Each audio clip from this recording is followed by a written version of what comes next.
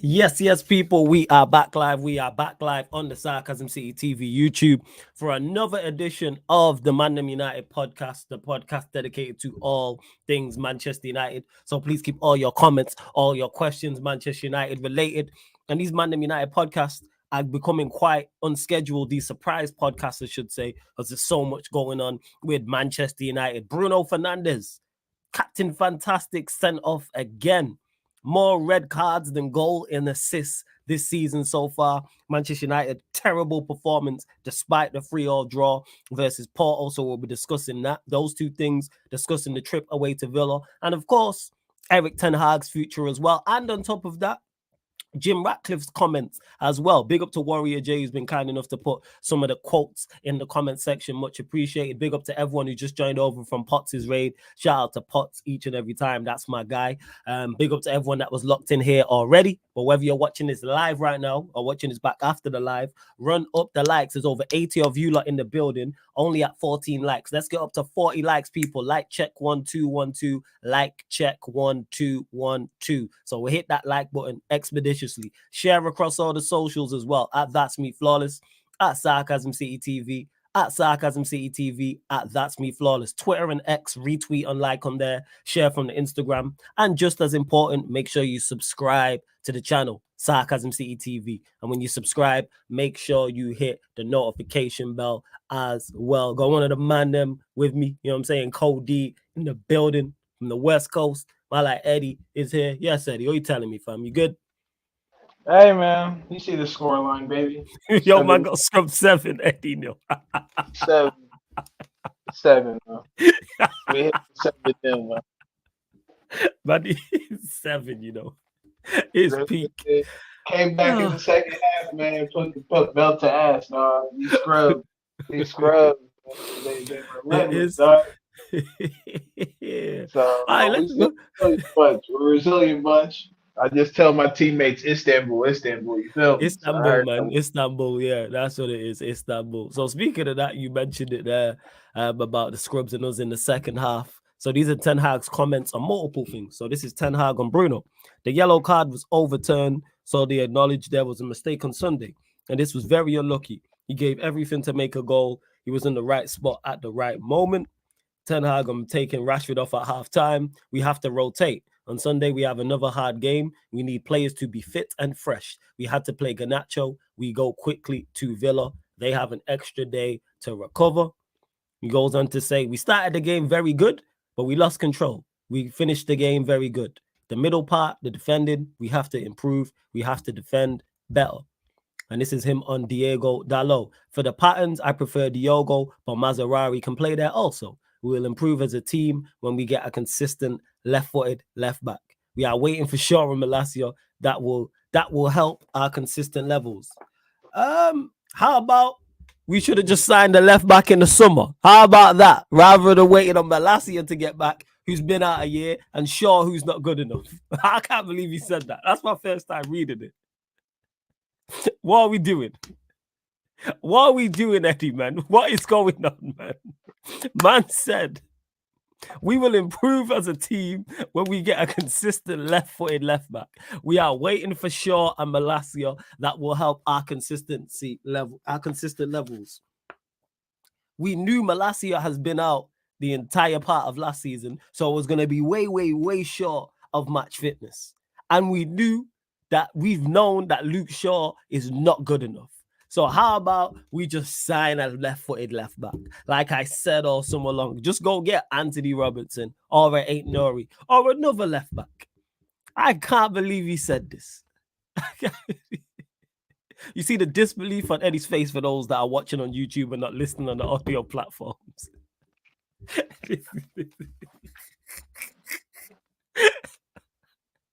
Kind of like it wasn't a problem in the summer. Now he's talking about it. Did he not know that we don't have any recognized left-footed left backs in the squad? Did he only just figure this out now? October, I you know. a lot of people love when I say this. I have no words. I have no words for this manager. That's crazy, dog. Oh.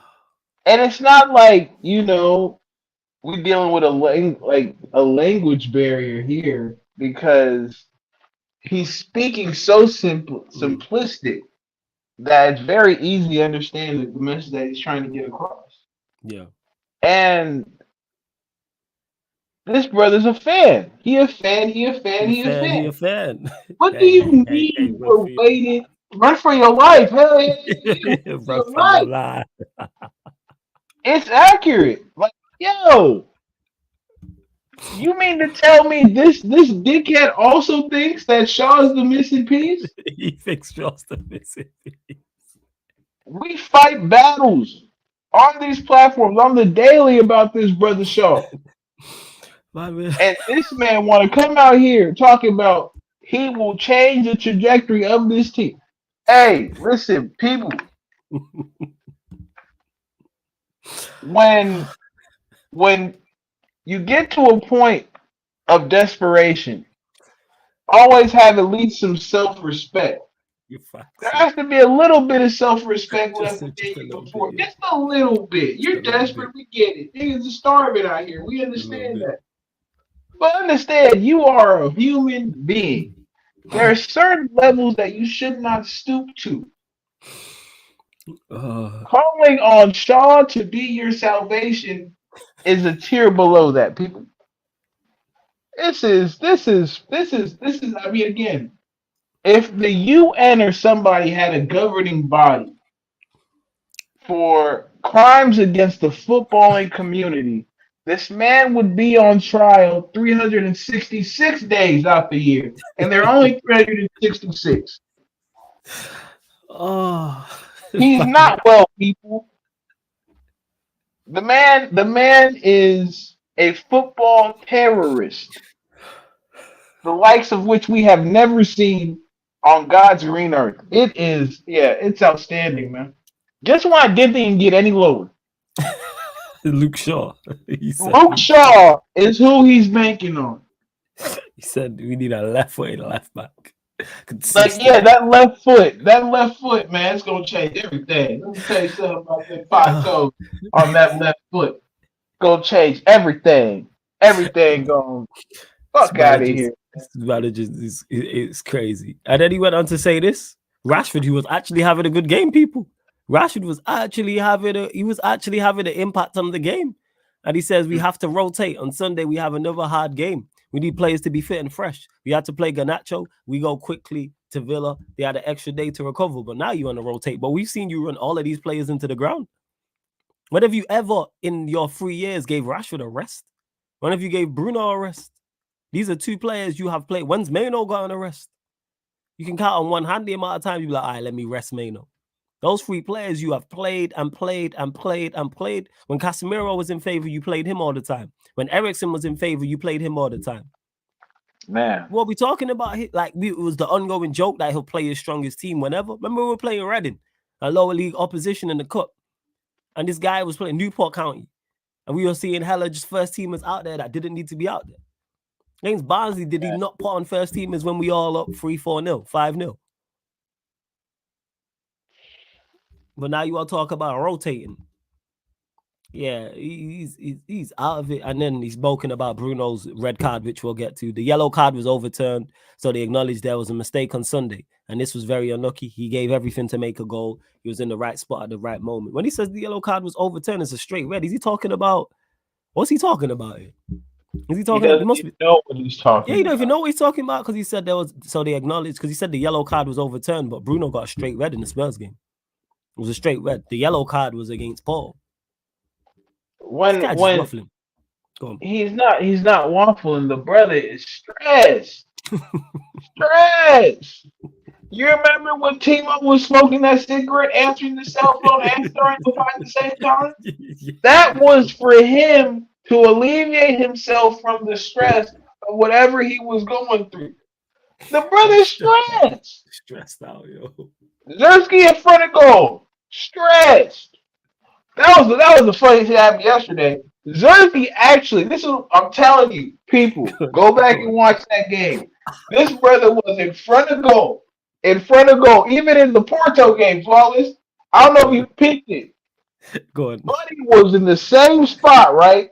I forget who kicked it, but it Yeah. hit this dude right in the face, Yeah, bro. him in the face. Yeah, Right, him in the right face. in I the remember. face.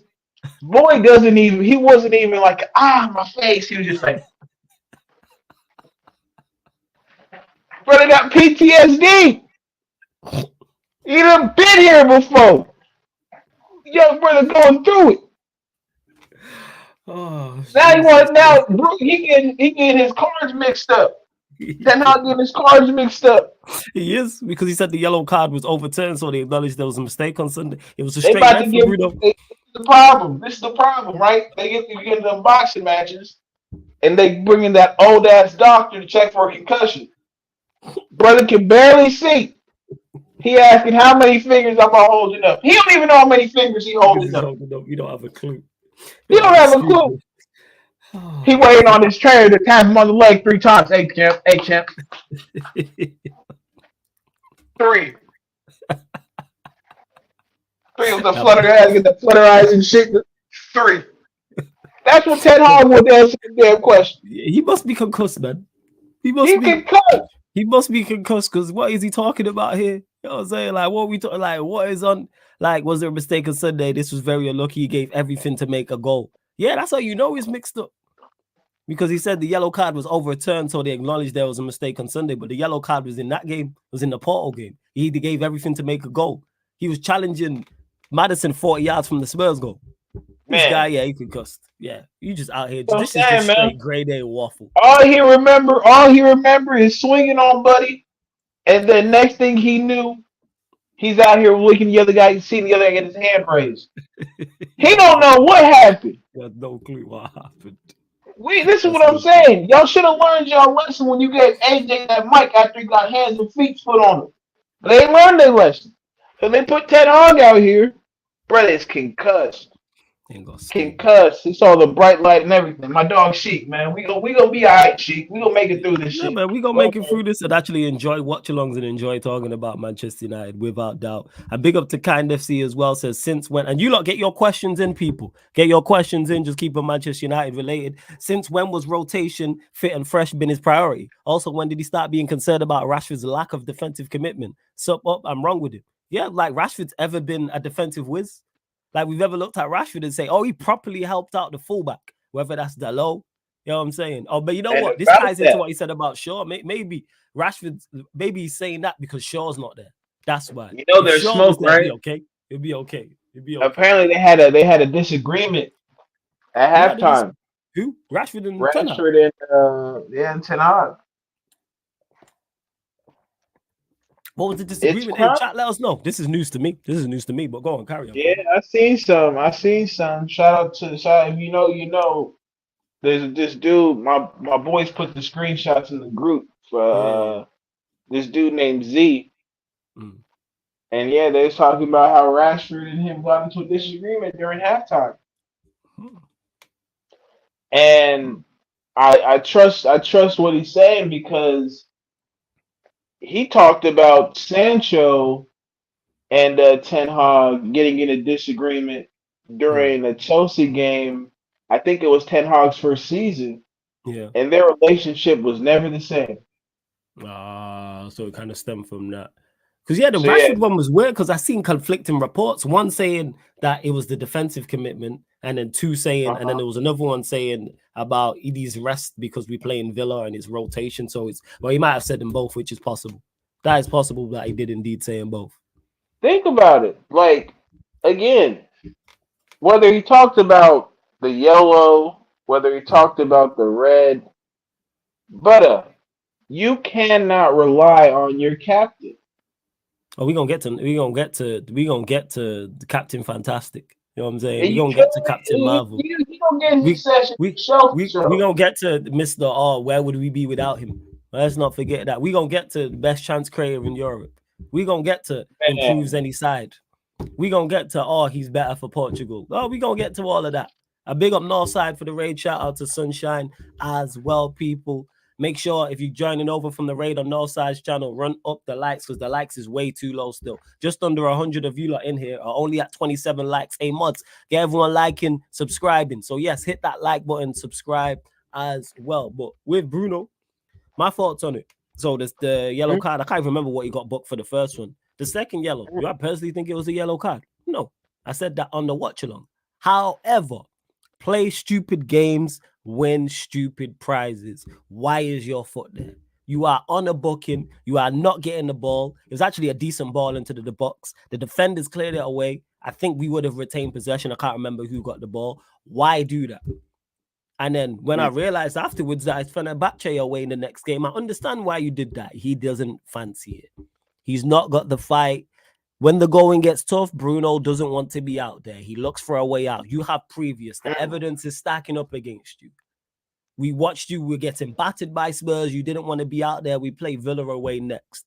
You said, forget this. I'm going to make a daft challenge, make a stupid challenge, and get myself sent off.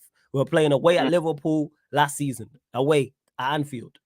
And everyone thought we was going to get battered. You get booked for petulance. And then the Porto game as well. It's going against us. I believe it was 3-2 down at that time. And you're like, you know what? I'm out. The game's going against us. We're probably going to lose. And we're playing Fenerbahce away and I don't fancy it. This is your king. This is your lot's king who backed this guy. Where would we be without him? World-class Bruno. He gets goals. He gets assists. Best chance creator in Europe and all this absolute rubbish. Nonsense. And now we're seeing it. Because even if he had added goals and assists to his game this season, his performances outside of that would have been poor. Shocking performances. Been arguably our worst player this season. You can argue that. And no one's pulled up any trees, really. No one's really you can look at and go, oh, they've been brilliant. But Bruno has been below the level. Poor. Nowhere near good enough. And that's their captain. That is the captain. And Ten Hag chose him as the captain. That tells you all you need to know about this manager. And on top of that, Ineos were daft enough to give him a new deal in the summer. Why?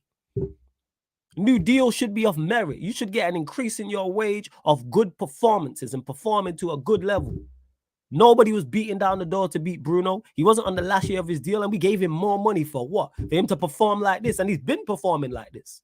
It's now just more eyeballs on him because everyone that is to blame is no longer around. All the people they want to blame on all these players that got all these previous managers sacked, and we're going to get onto that as well, are gone. Martial is no longer there. Sancho is no longer there. Pogba is no longer there. All these players deemed not good enough are no longer there. Yeah, Pogba free. My dog will be back. Shout out to Pogba, man. He'll be back. Be back. So we'll be watching the Juventus game. So what are we talking about here? No, Pogba's not there to blame. Martial's not there to blame. Rashford ain't there to blame. Rashford is there to blame. Sorry, Sancho's not there to blame. All these players deemed not good enough. McTominay's no longer around. Fred's no longer around. Maguire no longer plays. Shaw's not been out there. Wan-Bissaka's no longer around. So it all falls on him because he is one of the players who's been at the club the longest. It's him, Dalot, Rashford who's been playing. They're the players who have been at the club the longest. Maguire, but Maguire only plays here and there. Everyone else is new. So that's why I said we're going to get to these players have thrown previous managers under the bus. Rubbish. But yeah, back to Bruno. Been playing like this. Finally, he gets exposed. And Eddie, myself, Sheik, many others on this platform, many others on many other platforms as well have been talking about this guy. Now people want to chat about it. Never captain material, never good enough to play for Manchester United, to be starting week in, week out. Nowhere near good enough, nowhere near the level. All this rubbish about where would we be without him. Where are we with him? 8th and a minus goal difference. Our 2 ever worst finishes in the Premier League he's been a part of. Our 2 8th place finish and 7th place finish, he played the vast majority of the games. Worst ever Champions League campaign, he played in that. A most embarrassing European defeat in that final against Villarreal, who played. List goes on. And then you have the cheek to be ducking out. You have the cheek to be ducking out. Are you crazy? You're not even a try hard word to Eddie. You don't even try hard. You don't even do the Garnacho thing and just apply yourself. I'm putting effort. And they gave him a new deal. All right. Floor's yours, Eddie. Sorry, I just had to get off my chest again. No. I think we all should end that by asking, may the church say amen.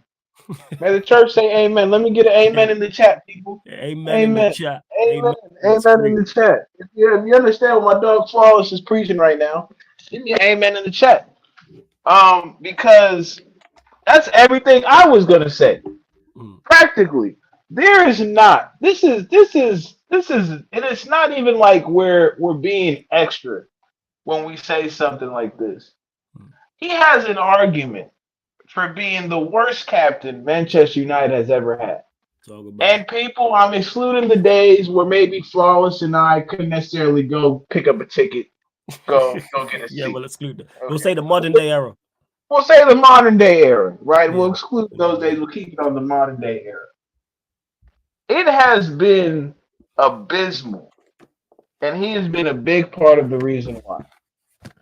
See, out here on the West Coast, and it's common lingo now. Um, we got these people who we call crash dummies, Hmm. right? Crash dummy. What they do is they got an OG. They got an OG. They usually younger, right? They got a young. They get their OG. They got younger kids to go do their dirt.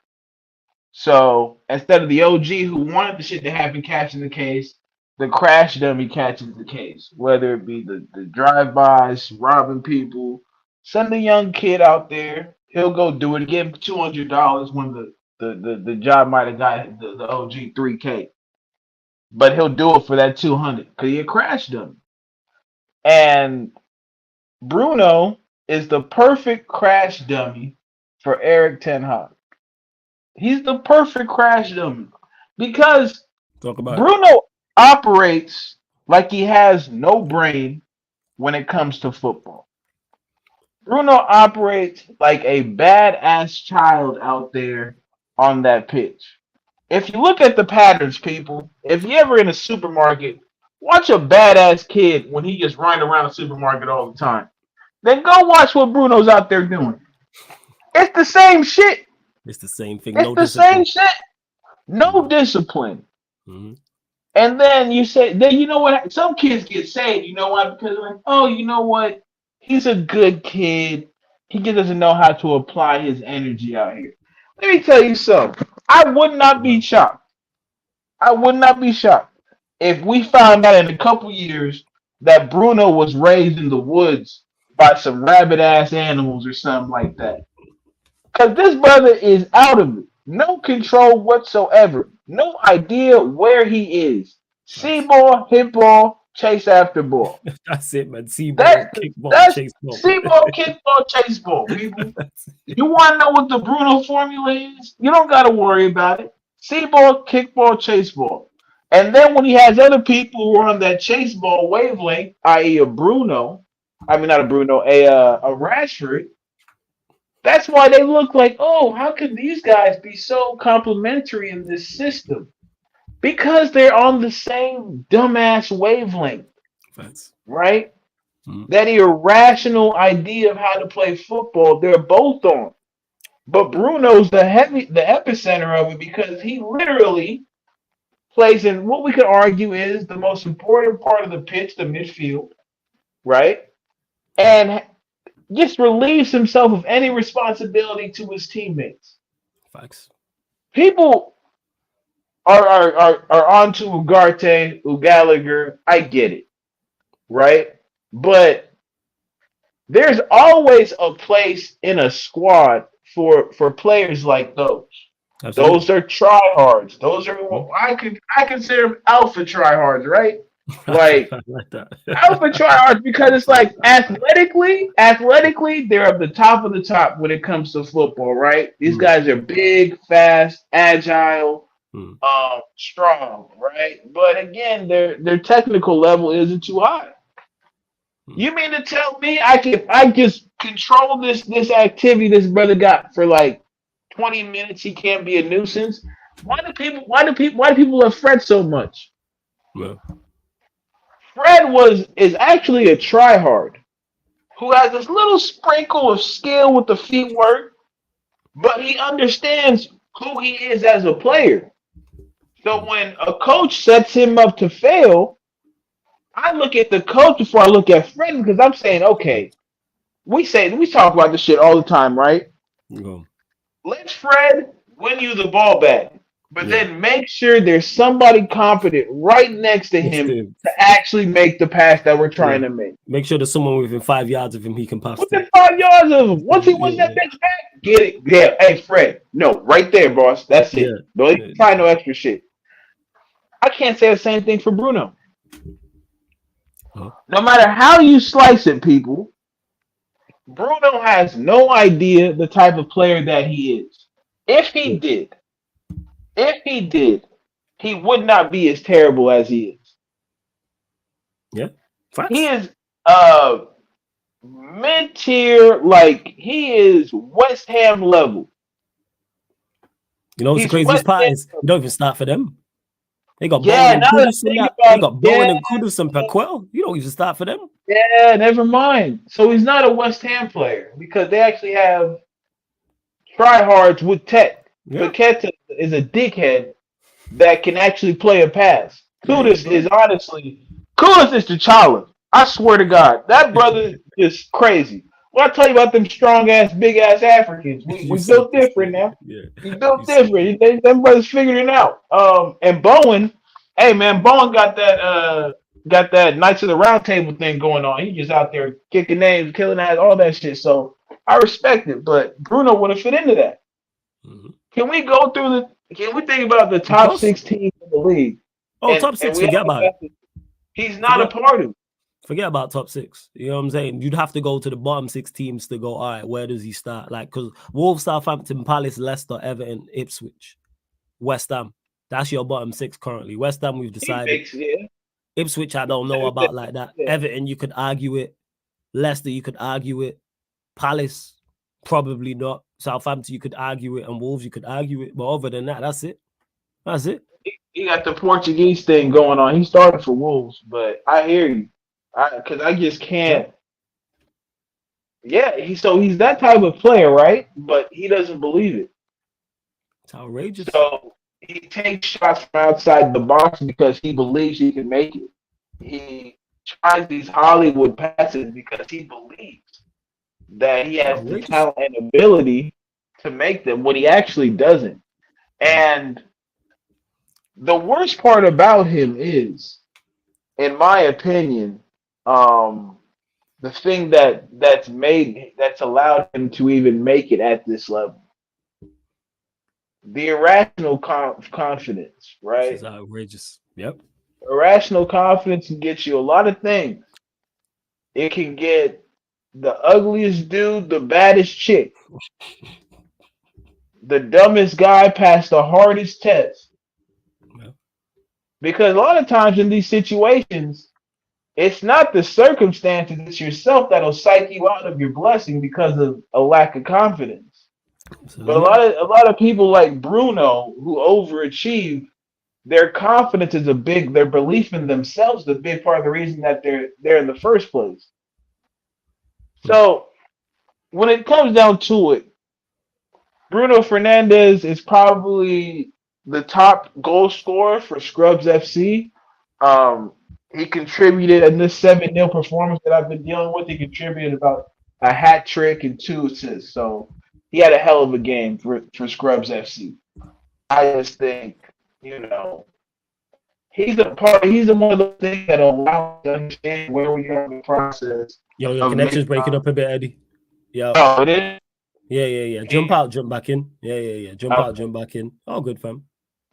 Oh, good. Big up to Peter as well in the cup, man. Shout out to Peter. Yes, Sheik, I did start a comment and I'll get to it. I did start out in regards to Martinez, but run up the likes over 100 of you lot. Yeah, go and say something, fam. How's that sound? There we go. Yeah. We good. Yeah.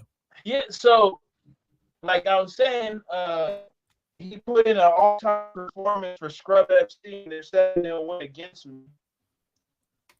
You got again, Eddie? Huh? You gone again. You're back. Oh, okay. Yeah. Yo, jump out, jump back in, and it should work. You should clear it up. Try that. Try that. Eddie will be back shortly, but over 100 of you lot in here. Only at 40 likes, man. Let's go up to 60 likes. Hit the subscribe button. Sheik, I did start your comment, like I said. Peter, good to see you in the chat. Shout out to Sunshine as well. Hit the like button, people. Run up the likes. Continue to get the questions in as well. Just keep them Manchester United related. And Byron, you make a great point. Bruno Fernandes really wanted the armband, but not the responsibility. Someone tell me how that works. Because the idea of being king rather than being king and then actually being king are two separate things. Heavy is the head that wears the crown. Because you have a lot of responsibilities when you have, but it looks great. Oh, I'm the captain of Manchester United and this, that, and the third. But then when it comes to actually delivering, people now look to you. When things go wrong, people look to you. It's all well and good when you're winning games. Yeah. And it's right. You'll get the praise for leadership if it goes well. And you help your team get good results. But then when it doesn't go wrong, you're one of the first people looking at. And like I said just before, a lot of the players who people blamed are no longer here or no longer playing regularly, like Wan-Bissaka, Maguire, Lindelof, Pogba, Martial, Sancho. Players are not here no more. Cannot blame them players here. McTominay, yeah, throw McTominay, Fred. Can't throw them players out there. He just scored again too. Yeah, we scored again today. You can't, they can't be telling you that. You really can't. And this is an interesting comment. Big up to, let me get to it. Big up to Ridwan, who says Manchester United Executive Committee to meet in London on Tuesday within 48 hours of Aston Villa game as scrutiny grows on manager Ten Hag. And then he went on to say, Glazers flying on Tuesday too, could be a sacking. And this is from Adam Crafton. Can anyone verify how reliable a source this is? Or is this just someone guessing? How reliable is this? All right, let me know, people, how reliable this guy is. Hey, De Niro Dan, big up as well. Big up to AEM as well. Keep Ten Hag until the end of the season. Loving life. Nah, he's got to go. He's gone, family. Yeah, there we go. Yeah. You back, Eddie. Yeah. All There right. we go. You back. Go on. What was you saying? Carry on. I was saying, when it comes to being a scrub, Bruno's out here giving, hat trick with the 2 assist performances. That's how we got to 7. Because yesterday was an all-timer. The crazy thing about him is, and it's a crazy long book of chapters about the crazy things about Bruno Fernandes is. I have never, even when people tell me he's played well, I've never felt it. You know what I'm saying? Like, I've never looked at one of his performances and be like, damn, that's what they talking about when he goes crazy. Like, that's what he looks like, right? Mm-hmm. I never get that feeling from Bruno Fernandes' game. I get you. Trust me, I get you. And again, I watch football and I support Manchester United. So the way I phrase that is key. I watch football and I support Manchester United. Meaning, when I'm watching Manchester United play, I'm watching football for a reason. Yeah. I want to see people do things with the football, teams do things with the football that I have never seen before. That I've seen. Connection's gone again, Eddie. Connection's gone again. Yeah. It's all good, fam. It's full flow. Try switch the camera off. Try that and see if that works. That might clear it up. Try that. Go on, carry on, fam. Yeah. So there we go. It's like people get bored with City, but every time, and it sucks. It's terrible saying this, but every time I see how technically, sound they are, I'm always impressed. Mm-hmm. Even with Klopp's teams, right? I can deal for passion because it's like the way those Klopp years that Liverpool was playing their own unique way, and it was just like hell on grass. Like, I can see that and be impressed by it. Even the way Thomas Frank sets his teams up, right? I can see that and be impressed by it. Right. And a large part of that is because the level of play that is players. Connection got again, fam. Oh man, let me see something. Oh, good, fam. No, good, man. Take your time, fam. We got time. You got time. Yeah, I'm we got good. time, fam. Yeah. Go on. Yeah. You're back. Yeah, so just because again, Bruno is like there's not a big six club that is has Bruno as their Still first moving funny, attacking. fam. Still moving funny. Okay, let me leave real quick. Yeah, Let me no leave. stress, fam. All good. And to Daryl, who says here again, Eddie will be back in a second. Why did they need 48 hours after the Villa game to sack 10 fraud? Why is he getting 48 hours before the game? Why did he get 48 days before the game? Incompetence. That's what it is, Daryl. And I'm going to get to Jim Ratcliffe's comments as well. But incompetence, he shouldn't have gotten the Porto game. It shouldn't have been, okay, these 2 games, if he does poorly, let's sack him. Why about we sack him before that and try and get 2 very good results and put 2 performances? Why was the aim not to get 2 wins out of 2 in those games? Why is it okay potentially going there? Well, we did get embarrassed performance-wise in Porto, but got a draw. Why is there potential embarrassment at Villa Park to go, all right, cool? Why is it we have to be 14th, 15th, or 16th? Why is it we have to be word to troops? We are closer to the bottom of the table than we are the top. Why does it have to be that? Why does it have to be that? And I'm going to get onto Ratcliffe's comments because Sheik mentioned this as well. He says, Flawless, I'm not going to lie, we might need to have some convos about Martinez starting to low-key think Varane made him look better. He was poor. He was shocking against Porto. And the only player worse than him was his partner, De Ligt. But Martinez was shocking in particular for the first goal, the third goal. Martinez is trying to play an offside trap. De Ligt's not. That's a whole mess in itself. With Varane, anyone's going to look better next to Varane because Varane's just of a certain standard. With Martinez, I don't think he's been as bad as people are making out, but he just needs to improve. I just think he's been okay. He's had some poor games. I thought he was poor against Porto. Thought he was poor against Spurs. Poor against Liverpool. But then the other games, I don't think he's been, I was saying this, I'm back again to troops. I don't think he's been worse than the general team. He was trying to say like, oh, he was terrible at Brighton. We weren't terrible at Brighton. I don't think anyone was terrible at Brighton. We weren't good against Brighton, but we weren't bad. Again, over-exaggeration when it comes to Manchester United. He weren't bad against Fulham. I don't think he was bad against Brighton. Wasn't bad against Palace. Wasn't bad against Southampton. Not been good in these games. We need improvements from Martinez, to me. But I don't worry about him just yet. I'm waiting for, like, once this manager gets sacked, okay, help this man out. Help all the players out, because everyone's looked bad. But we'll see. Can we talk about the defense 3 years in and the same things are popping up? Poor aerially, getting cut up far too easily. Hey, I just call you Ghana because I don't want to butcher your first name, my guy. Yeah. Woeful. And defense, as much as individuals need to apply themselves and help systems. Defense, being defensive, like obviously if you have terrible defenders, it's much tougher to implement a defensive system. But you can have a cohesive unit. There's teams who are defensively worse than us from an individual standpoint. Like I say, last season, Everton, 4th best defensive record in the league. Everton, people, 4th best. Do they have the 4th best individual defenders in the league? No. Do they have the 4th best defensive midfielders in the league? No. Do they have the 4th best manager in the league? No. But Sean Dyche set them up in a system that helped them be a competent and cohesive unit. So if Sean Dyche can do it at Everton with the defenders he had, somebody can do it. A better manager, a competent manager can do it at Manchester United. Make us tough to beat.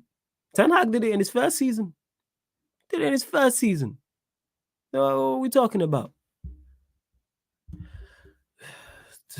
Do you have any idea what owners you would prefer or who may take you back to the glory days, says Guna? No, I don't, because I don't have like a list of ownership, but it's someone, 100% control. The Glazers can't be involved in any way, shape, or form. So 100% sale. And 2, someone who wants what is best for the club. That's what I'm looking for. Someone who wants what is best for the football club. Someone who is competent at what they do. That's what it is. And then we can go back to the glory days. Because that being said, we had success under the Glazers. We three-peated the Premier League and won the Champions League under the Glazers. Like, Glazers out has been a thing since like 2005. So even when we was winning Premier Leagues, there was green and gold scarves. I know because I was there at the stadium with a green and gold scarf. So I know this. I was there when we went on the Champions League run. I was there. Other times I was there. Green and gold been a thing way before I was content creating and way before Fergie left. So you can still be successful. You can still definitely be successful. However, is it tough to do? Yes. Guys, this is a cultural issue as well. Manchester United fans have never seen cultured football at Old Trafford. I don't think these top Reds will be patient with the likes of Inzaghi. I said this on Potts' channel. I've said it before. Fuck the fans. That's what Ineos need to do. Forget the fans and what the fans think and pleasing the fans. Do your job.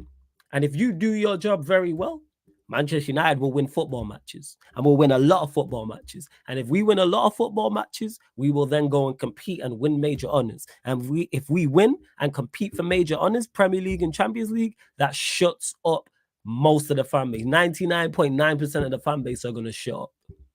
Because that's one thing we all are united on, no pun intended, is winning major honors.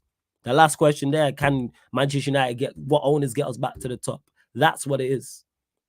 All Manchester United fans, no matter how we think we're going to get there, Premier League, Champions League.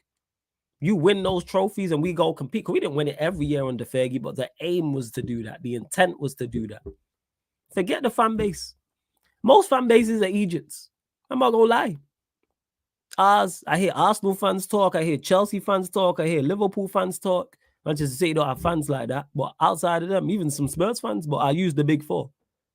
I use United, I use Arsenal, I use Chelsea, I use Liverpool. I hear their fan base talk. The takes are idiotic.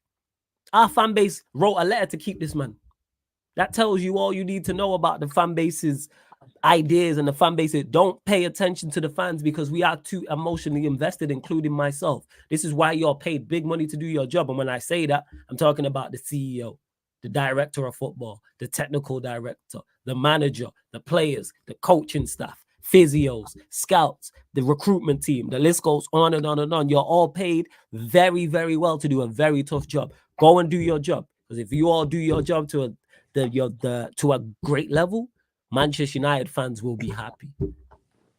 Once we go and win because if football goes in cycles, we'll be successful again. When that is, I don't know. I'm saying, but it's a question of when, not if. When that is, it could be 5 years from now, it could be 10 years from now, it might be 20. Maybe it may be it may be 2 or 3. Who knows? So, like I said, don't pay attention to top Reds. Don't pay attention to me. No. Do your job because you are much more experienced than we are. You are best in. Barad has been here before. Wilcox has been here before. Dan Ashworth has been here before. We're talking about here. The next manager would have been here before when I say that in terms of managing. So whether it's Inzaghi, whether it's Frank, whether it's Amarim, whether it's Inzaghi, whoever the case may be, you've been managing and been in your profession for however long. Yeah, Veta. Nah, what I was saying is, say you don't have fans, but we move. Big up to Veta. That's the point I was making. No, that's the point I was making. But shout out to Veta. Every time. Make sure you subscribe to Veta each and every time. I can't even ask Flawless on his prediction since United are in a total mess. We are in a total mess, but it's no. And me and Troops was having this back and forth on his channel. We're not as far away as people make out. Once we're a competent unit with a competent manager, we'll be fine. That's the start. Me and Veta was having a conversation on Tuesday. And he was like, oh, so what you want is basically he was saying the expectations are high. I was like, yes, because we are Manchester United.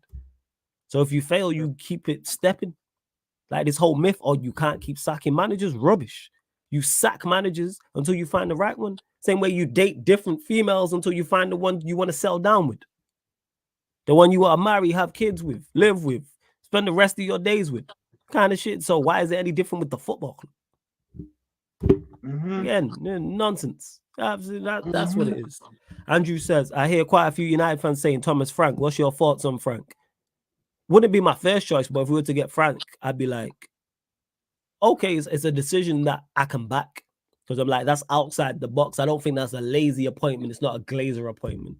That was my biggest issue with the Tuchel. With us talking to Tuchel. Very Glazerish. Yeah. Very Glazerish. Very lazy. Getting a manager. And why are we not getting a manager who's actually doing a good job at his current club? That's one thing about Thomas Frank. He's doing a good job at Brentford. Let's get a manager doing a good job. Why are we getting a manager that's failed at his football? Tuchel failed at Bayern Munich. His stint was unsuccessful. Yeah. Frank has been successful at Brentford. That's what I want. Alongside other things, but I want a manager. One of the things is let's get a manager actually on a high. Amarim's been successful at Sporting. Frank's been successful at Brentford. What are we doing out here? Inzaghi's been successful at Inter. Good. Not managers on the downslide. How he's getting players on. It's the whole mounting. Or we can get the best out of him. Mm-hmm. It's always what can we do for players? How about what they can do for us? Mm-hmm. How about we are the employer, not the employee? That's why when you write a CV and you go and you see one of the questions is normally, what can you do for the company? Because like I said, they are the employer, you are the employee. It's what you do for them. But in football, it changes. Or how can we, or maybe we can turn Tuchel around and get him back to this level. No, let's not do that. How about no? Well, that's just my MO in it. That's just my MO. That's me. Eddie will be back in a second. Big up to Paul B for the super chat. Appreciate it. Says, yes, bro. See the channel growing. The Egyptians ranting for 3,000 years now. Where are they? Our time will come again. God bless. Big up to you for the super chat, Paul B. It's always good to see you in the chat. Appreciate it. And he's saying, yeah, our time will come again. That's why I don't worry about it. I just want the time to be quicker. I want it to be in the next year or two. It might be the next 10 years from now, maybe 20 years from now. It might be longer. Maybe longer. Maybe. Let's see. United are just a manager away. I hear it. Absolutely. Absolutely, Vale. This is why I'm so critical of the manager. Because we've been successful in worse circumstances. We've been successful with the Glazers taking over football inside of things. We've won 5 trophies in 11 years. Before then, we won everything under the sun. From 05 to 2013, we won everything, including 3-peats, Champions League, FA Cups, League Cups. Then Fergie left. And as bad as we've been, we still won 5 trophies in 11 years. So on accident, we can win second and third tier trophies. What is it? 2 FA Cups, 2 League Cups, a Europa League. And we've been woefully run. And all these managers haven't been good enough. So what happens when we got competent? Food for thought, people. Yes, Eddie, what are you saying? Let's be real. Let's be real here, Flawless. Go on. Since 2013, we have I think it's 3 FA Cups, maybe 2 FA Cups. 2 FA Cups. 2 Carabao Cups. Yep. And the Europa League. And the Europa League. Yeah, 5 and 11. And at any other club, that's okay. Yes. A lot of other clubs, that's okay. Most other clubs, that'd be fine. What we're trying to do is get back to where we were. Mm-hmm. That's what we've been missing on. If I always say it all the time because I think it's just real life. Success is relative. If Spurs went, and they lie, right? But if Spurs fans saw their team get 8th place in a trophy, their emotions would not be like ours. Thanks. Because they haven't seen it before. What did Flawless just tell you? 2005, 2013, we won everything. Against the best. Yes. Not against Newcastle United, not against Coventry, not against fucking Nottingham Forest, not against off the tequila Manchester City. I'll be clear, and I think Flawless is in agreement with me on this. I would rather we had lost the FA Cup that we just won and won the one that they had to get the trophy. Oh, yeah, absolutely. If I could trade, yeah, I'd definitely trade that 100%. You trade 100%. I'd trade that FA Cup for that FA Cup. Without that. We could care less about that shit because success at Manchester United relates to Champions Leagues and Premier Leagues. Success at Chelsea, same thing. Success at Liverpool, same thing. Manchester City, same thing. That's what success looks like. And I hate when people forget the fact that we sacked the manager who won us the FA Cup in the same season. We did. Yep. Who wasn't worse than this guy, to be fair. Played bad football and finished higher in the league. Played I better don't think he football had and the finished higher same in the league. level of talent.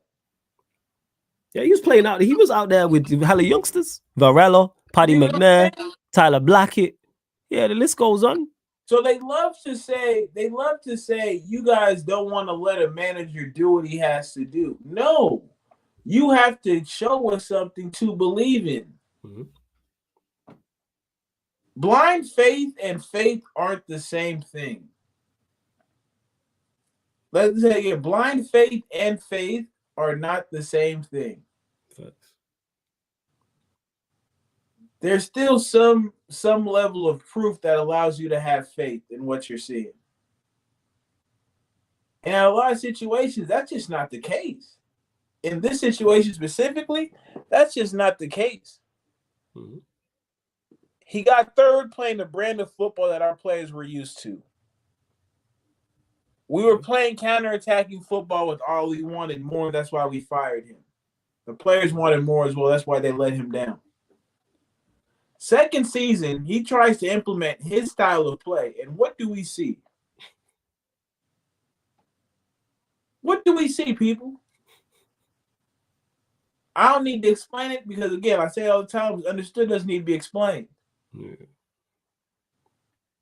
And now we're here. And it's the same bullshit that we've been talking about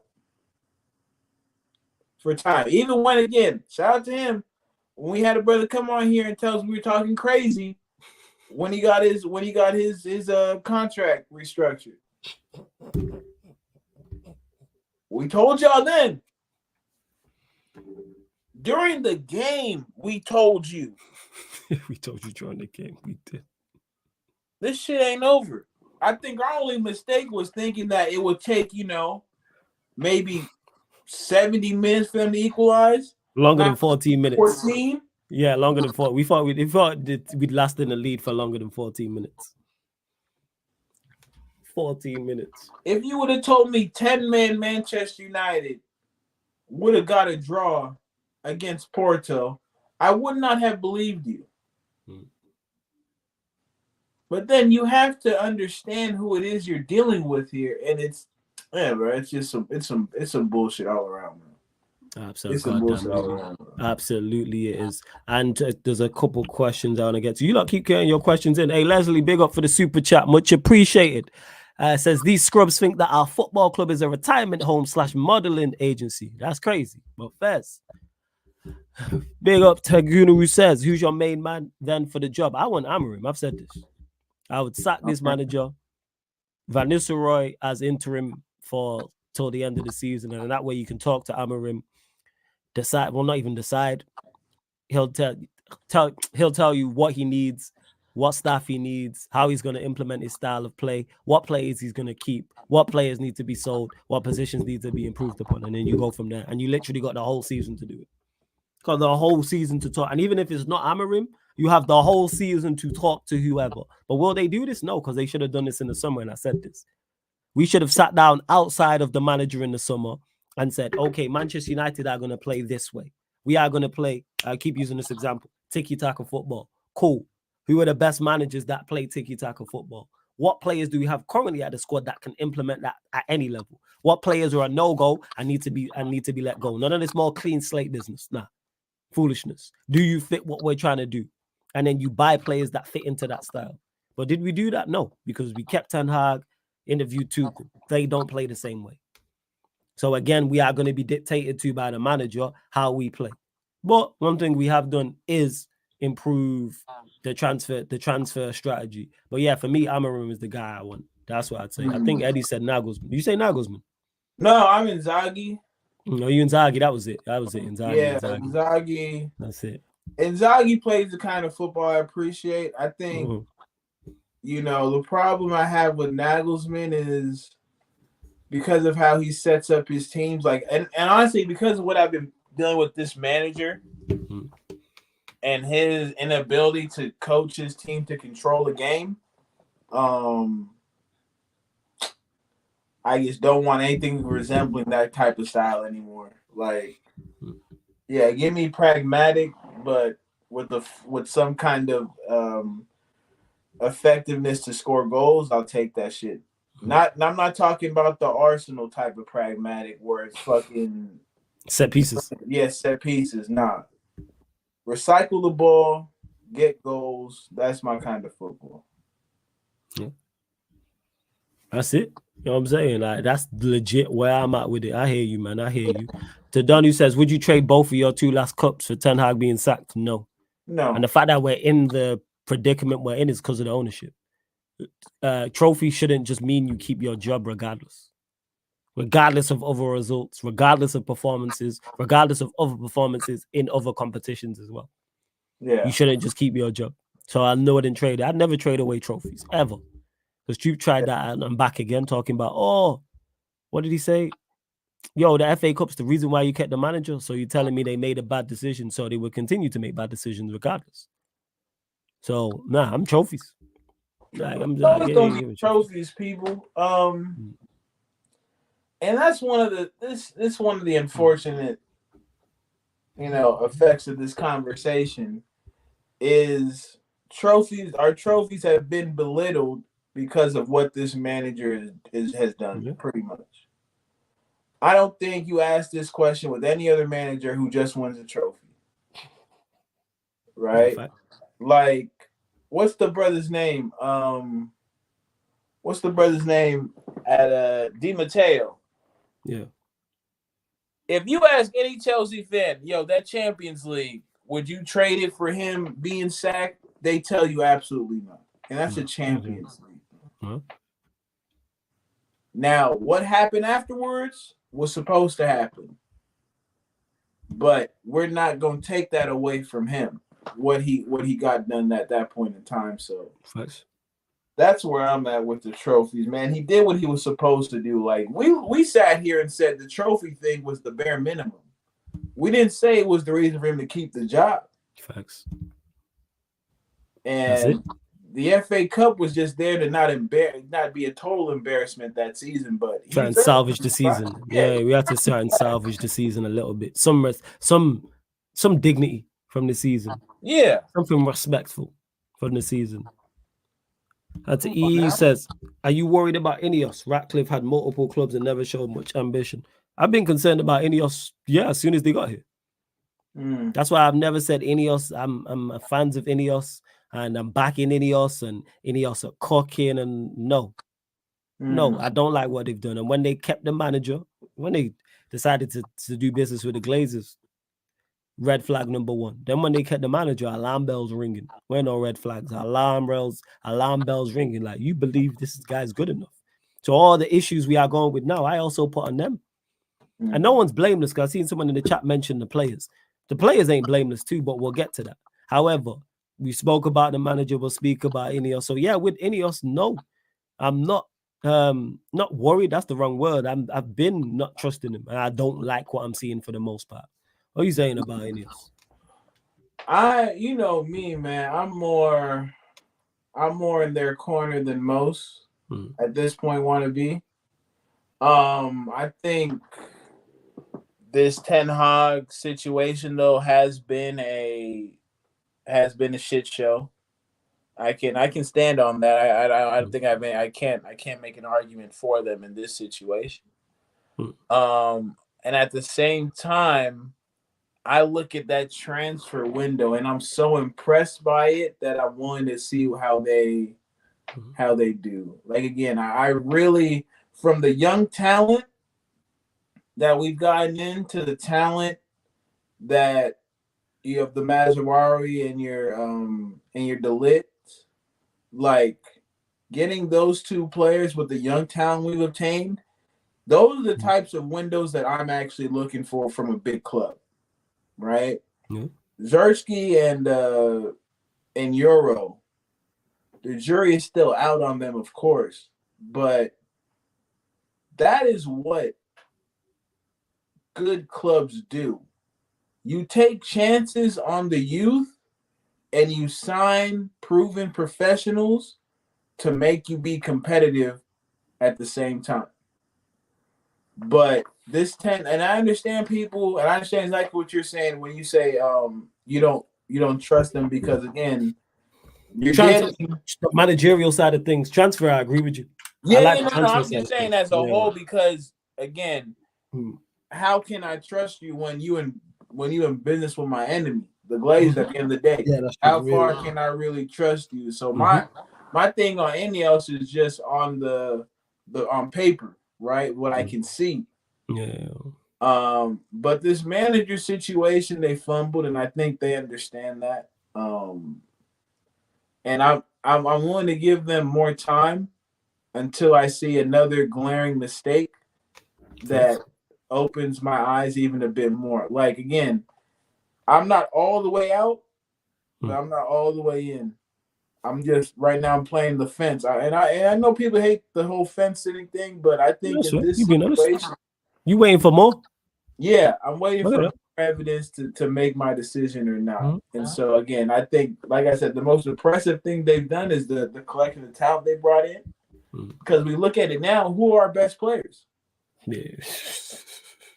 All the new ones, right? So And big up to halftime hooks as well. Says, are we looking at these transfers now and having second thoughts about the rating of the window? No, I'm not. Because we brought in 5 players. We could have brought in the 5 best players in Europe in their positions, and it still look like this pretty much. Give or take a couple more wins because of their individual quality, but it wouldn't look good. No one's gonna look good in this situation. Nobody. There's nobody there's no 5 players and there's no individual player who's gonna come in and solve this and solve what's going on. It's a wrap. Everybody dies in the system. Football never before more has been a system game than in 2024. And if you implement a system, which this manager has done in his first season, we see the results. That's why he finished 3rd. That's why he won a trophy. That's why we had the 2nd best home record. That's why defensively we were pretty good for the most part. Minus the 2 embarrassing defeats to two of the rivals, we were good defensively. Good defensively, but hey, and then injuries even derailed us in Europe that season as well. So, because I personally don't think there can be one single person causing this. It's impossible. He can be the contributing factor, but the only factor would be ludicrous to suggest. Yeah, no one's saying the only factor, but you mentioned it here. Contributing, he's the biggest factor. Who's he He's the speaking biggest on? factor. He's talking about Ten Hag. He's the biggest. It's not that's even what it is. close. He's the biggest factor. Right? Honestly, it's like this, boss. I'll break it down to you this way. There's people who commit the infraction, and there's people who enable it. But Ten Hag is the type to not just enable you, but to put the idea in the head of the person. So there's 2 issues there. You enable this bad behavior from our players on the pitch, right? You know what's cold too? I just thought about it. We must lead Europe for players given red cards in matches since Ten Hag has been here. Because it seems like every damn time we play, somebody's getting a red card in Europe. Casemiro, Rashford, him, Bruno. I'm sure somebody else did along the way too, but yeah. But so the problem with Ten Hag is tactically he sets them up to fail. Absolutely. And then on a player management level, he doesn't hold them accountable, so they take it even to the depths of how bad they can be. That's what makes him the overall problem. I understand Bruno must go. Rashford must go, I think, in my opinion, before we see any semblance of a team willing to compete for big trophies. So you're not wrong, but I think it's giving Ten Hag an out when you say things like this because he is the reason we are set up like this. He is the reason Bruno is playing like this. But Bruno was also the reason, of course. Yes, he's the major reason. So is he the sole reason? No, because these players are not good. We know that. Ownership, major question marks. I've been super critical of him. However, the book falls with the manager in regards to what goes on. What's going on in the pitch has nothing to do with any else. Yeah, those decisions being made. The fact the manager's in charge is on them, but then from then on, Eddie says this all the time: control the controllables. The manager is not controlling the controllables. He's setting us up like that. Can't break all the records he's broken. man. That's on him. Tells you all you need to know. And speaking of that, speaking of Ineos, before we get onto these players as well, before I carry on, run up the likes though. Run up the likes, hit the subscribe button because we're at 69 likes, people. Continue to share this across all socials as well. Let me get to this. Hold up. Let me get to this. So this is from Jim Ratcliffe. One sec. Shout out to Warrior J, been kind enough to send it. In my opinion, though, we should go. I just get the feeling Manchester United fans think the stuff on the pitch is magically fixed once he goes. That I disagree with. Well, they're idiots if they believe it's magically fixed when he goes. There's no magical fix. What I'm looking for is the basics. Yeah, I think that's what we're talking about, right? Yeah, improvement. Right. The basics will be met. He's not even meeting the basics. Yeah. Like, we're not even doing the basics. So that's why if these players can do the basics, the improvement that you'll see will be drastic. You know why? Because they're just doing the basics, because you're now equipping them with the correct tools. Yeah. Yep. So just naturally us having a system, and I want to be able to sit down and know exactly what how my team is going to play. Yeah. I know what we're going to do. Yeah. Whether I rate the players or not. Because the teams that I don't rate or players I don't necessarily rate, but I'm like, I know what they're going to do. I watch Spurs, I know exactly what they're going to do. Yeah. I don't rate all Spurs' players, I rate some of them. I watch Everton as bad as they've been. Yeah. I know what I'm going to see. I watch Manchester City. I know what I'm going to see. Ipswich Town. I've watched them twice this season. I know what I'm going to. Ipswich Town, who may get relegated. Luton Town last season, who ended up getting relegated. I watched them. I know what I'm going to see. Same with you. How come with Manchester United? I don't know what I'm going to see. Man are telling me it's a Marvel film, and then I watch it and it's someone cooking. It's a cooking show. For real. Like when we see the Marvel logo, we know what we getting, Eddie. We know exactly what we gonna see. You get what I'm saying? Yeah. Imagine turning on Marvel and it's Martha Stewart and Snoop cooking. You'd be like, what's this? Yeah. You know what I'm saying? Imagine you turn on Power and then you see Vin Diesel there in Fast and Furious. He talking about family. He talking about family. Like, this is not what I'm with. The only person I want to hear talking about family is the Tahadas. This is the wrong shit. Yeah. What are we doing? You know what I'm saying? Like, it's not what's on the label. This is what I'm talking about. Nah, I get you completely. Fully what I'm saying. Yeah. You lot know exactly what I'm talking about. What we talking? Like, what we doing here? Like, what is going on? And that's basics. Forget whether the product is good or not. In the Marvel instance I'm talking about, or in the Power instinct I'm talking about. Forget whether the product is good. Just let me know what I am getting. And then we go from there. And if you just implement a system, we'll be okay. Because that's just the start. Naturally, the players will do better. Naturally. Because they're being set up to actually succeed. Which we've seen before. How do you think we've not won? How do you think we've won 2 trophies? You know why? Because in certain games, we actually set up okay. In the City game, we set up okay. We set up in the correct way. Yes, they had an off day. But we was on. Because if we played poorly in that game as bad as they would beat us. Because you don't have to be at your best to beat Manchester United. Who's beat us at their best playing well? It's only Spurs. No one else has been at their best this season that's beat Manchester United. And that wasn't even, you could make the argument that wasn't even at their best because their best players weren't even a part of that game. There we go. So you could argue we're even at their best because their best finisher wasn't playing. Their best attacker wasn't playing. They played no DM. Man. So yeah, like that's what it is. So it's not about a magical fix. It's about I'm looking for improvements. Yeah. I'm looking for the basics. Then we kick on from there. I'm looking for what everyone else has. Everyone else has that in the league. Everyone else. Maresca's done that. No one knew about Enzo Maresca before the season just gone. In regards to him at Leicester, no one was saying, "Oh, go and get him and he's gonna do." No one was talking about Onslaught or go get him and he's gonna do this, that, and the third. But you know what? Them two managers have a system. I watched Chelsea lose to Manchester City in the opening day and I went, "Oh, Maresca, they've got a good manager in this." I watched them lose. And I said, I can see what Maresca is implementing. I watched him against Bournemouth. Didn't play too well. But guess what? I could see the system. And that's a champ manager who's managing the championship first time in the Prem. But hey, we move. Yeah. We move. Yeah. So yeah, like the players don't get rid of it. I'm telling you. I'm telling you. But let me get to what Ratcliffe said as well. 1 second. Let me pull this up. What Ratcliffe said. Hold up. Bear with me. So this is Ratcliffe on whether Ten Hag could be sacked.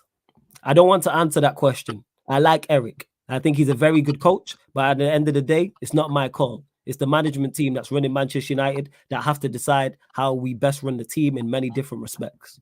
But that team that's running Manchester United has only been together since June or July.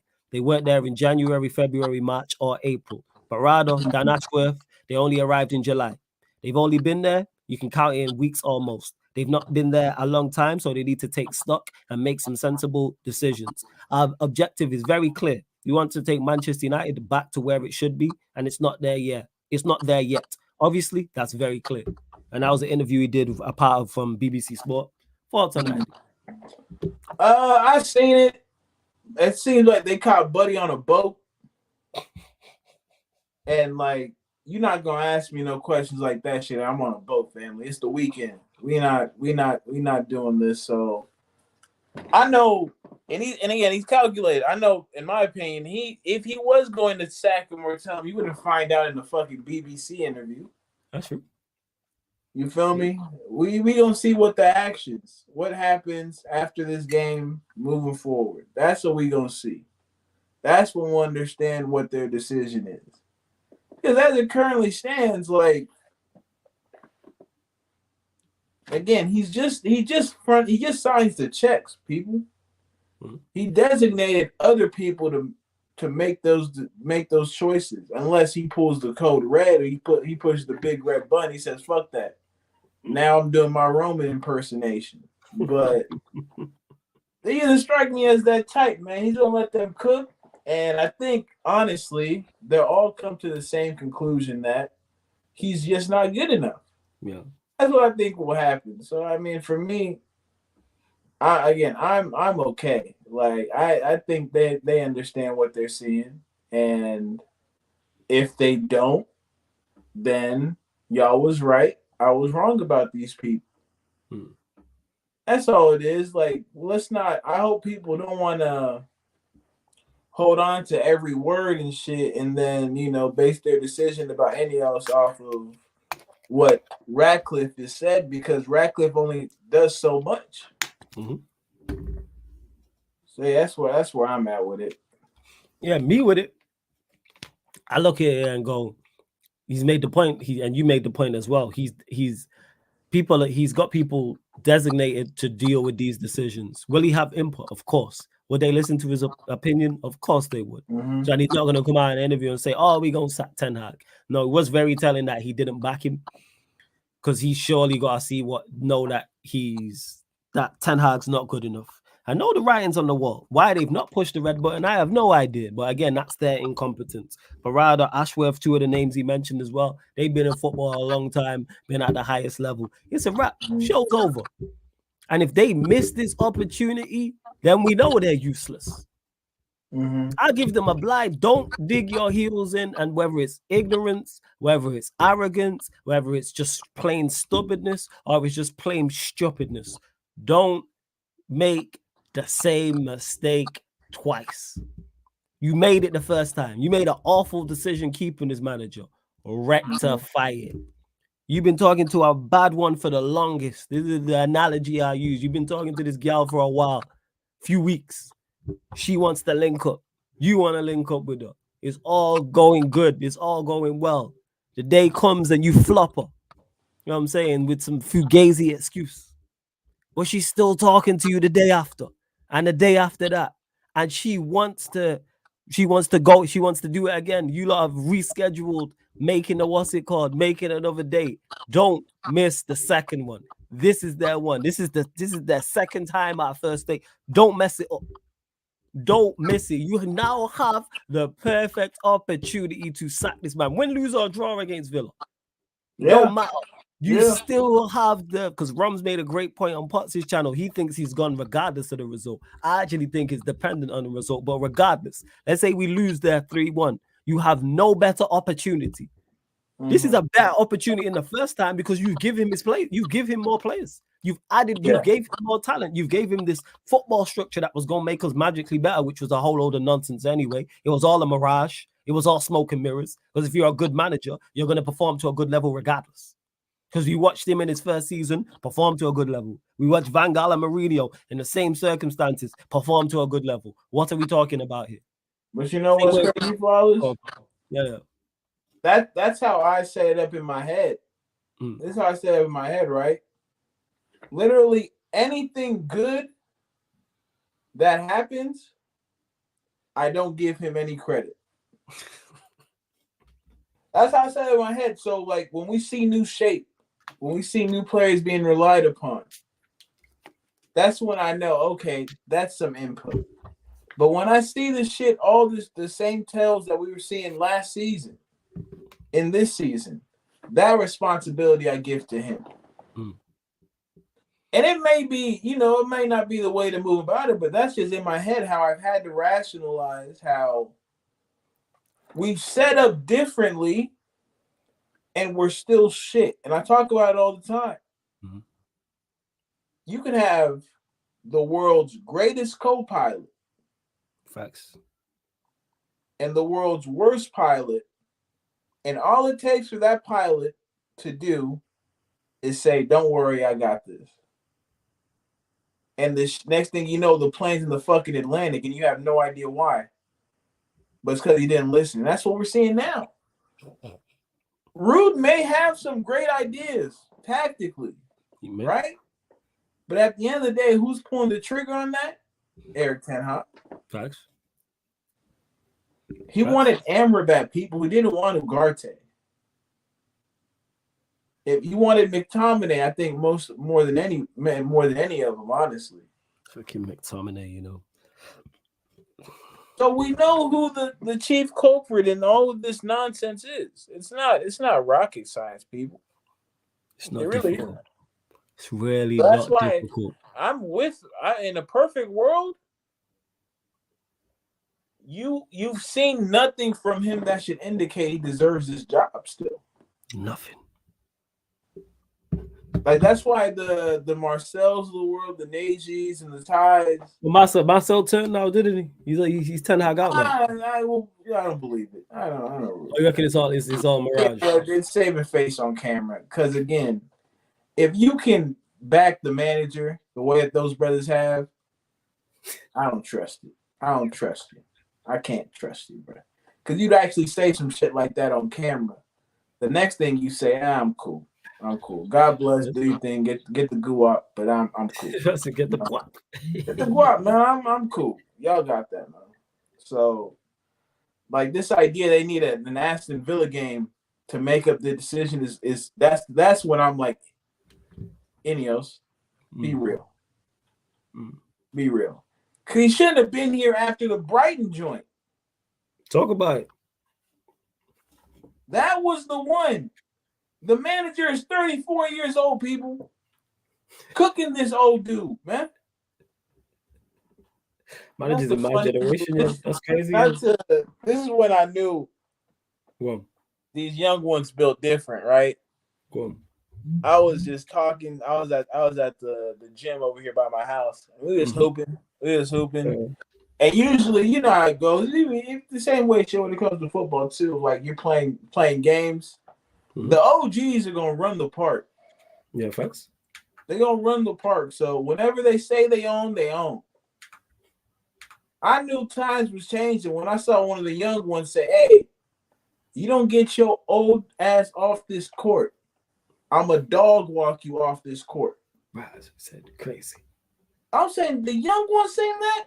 That's crazy. It used to be like, we ain't trying to get our hands put on us because they the OGs, but young ones don't care, bro. Don't give a shit. They don't give a shit. So that's what happened. Bright manager said, square up in the middle of the court, and he put paws and hands and feet all on Ten Hag, bro. At that point, they should have known this ain't gonna get no better.